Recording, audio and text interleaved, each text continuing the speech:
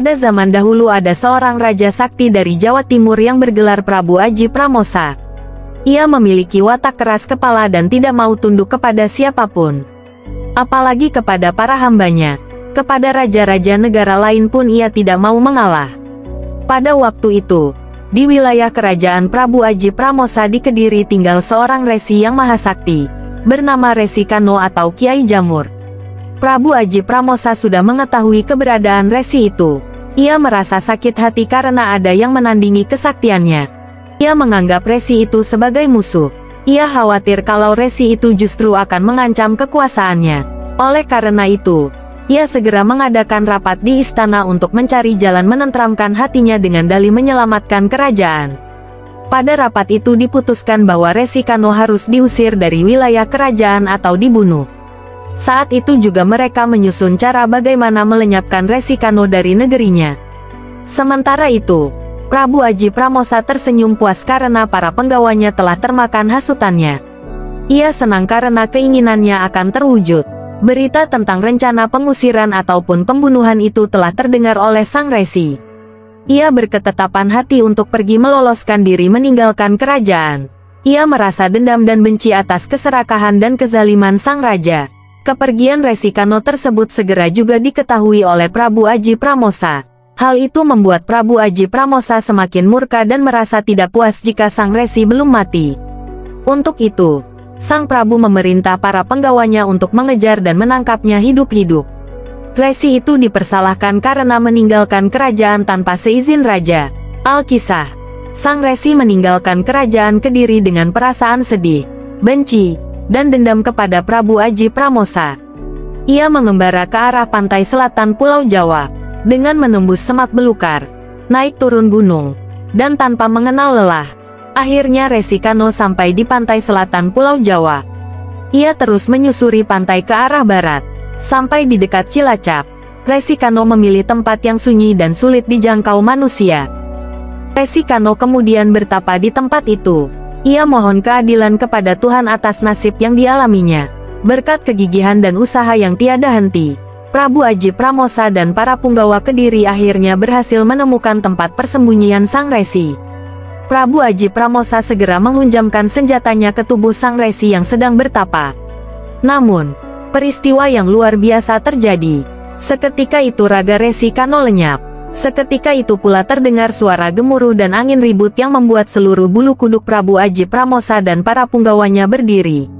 Namun, Prabu Aji Pramosa dapat mengatasi keadaan tersebut berkat mantra yang dimilikinya.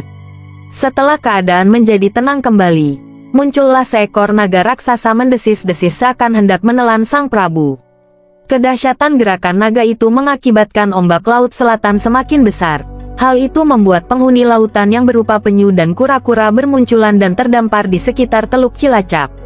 Oleh karena itu, teluk tersebut kemudian disebut dengan nama Teluk Penyu. Prabu Aji Pramosa keheranan melihat kejadian itu. Ia cepat mencari akal. Ia melepas anak panahnya dan tepat mengenai perut naga raksasa. Seketika itu pula matilah naga raksasa itu dan hanyut ditelan ombak laut selatan. Sesaat kemudian, muncullah seorang putri cantik dari arah timur. Putri itu berlari-lari sambil memanggil-manggil Prabu Aji Pramosa. Prabu Aji Pramosa, ketahuilah, aku ini adalah Dewi Wasowati. Aku berada di tempat ini karena dikutuk oleh Yang Maha Kuasa.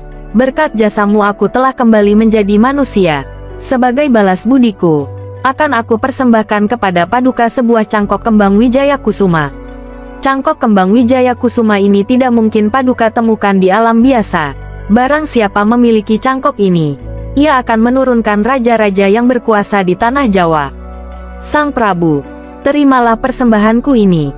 Demi mendengar ucapan putri itu, gembiralah hati sang Prabu.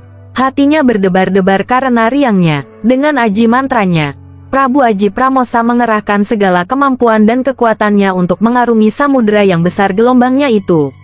Ia ingin segera dapat menemui Dewi Wasowati untuk menerima cangkok kembang Wijaya Kusuma. Sewaktu menyerahkan kembang Wijaya Kusuma, Dewi Wasowati berpesan kepada sang Prabu, Prabu Pramosa, engkau menjadi saksi. Ketahuilah bahwa pegunungan dan karang ini terpisah dari Pulau Jawa. Karang ini akan kuberi nama Nusa yang berarti pulau. Karena di pulau ini aku telah menyerahkan kembang Wijaya Kusuma, aku tambahkan nama itu dengan kembangan.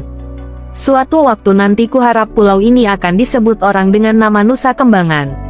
Setelah cangkok kembang Wijaya Kusuma diserahkan kepada Prabu Aji Pramosa, seketika itu juga lenyaplah Dewi Wasowati. Prabu Aji Pramosa segera melompat ke atas karang yang terhampar di sana dan segera mengayuh dayung kembali ke pantai. Karena gugup dan kurang berhati-hati, cangkok Wijaya Kusuma yang digenggamnya terlepas dan hanyut ditelan ombak. Ia tidak menyadari bahwa cangkok yang digenggamnya telah hilang. Ia baru menyadari setelah sampai di pantai. Ia sangat terkejut dan murung karena ia tidak beruntung membawa cangkok Wijaya Kusuma. Akhirnya dengan tangan hampa ia pulang ke Kediri. Tidak lama berselang, terbetik berita bahwa di atas karang Pulau Nusa Kambangan tumbuh sebatang pohon yang aneh dan ajaib.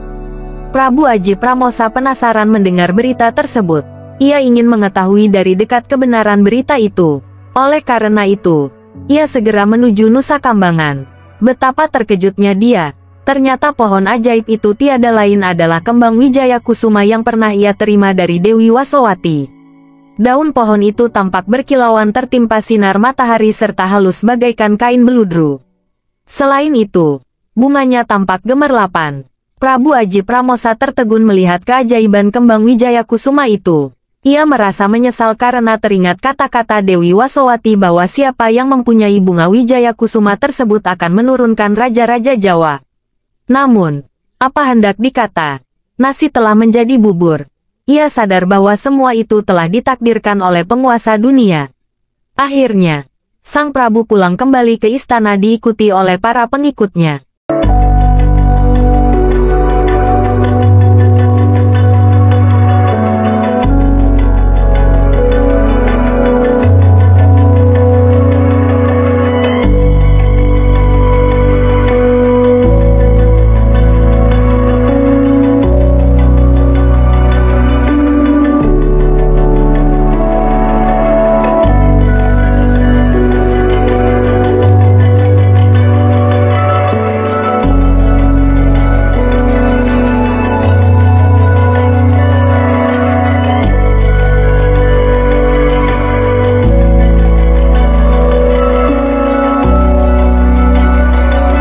Itulah tadi cerita asal-usul Pulau Nusa Kambangan.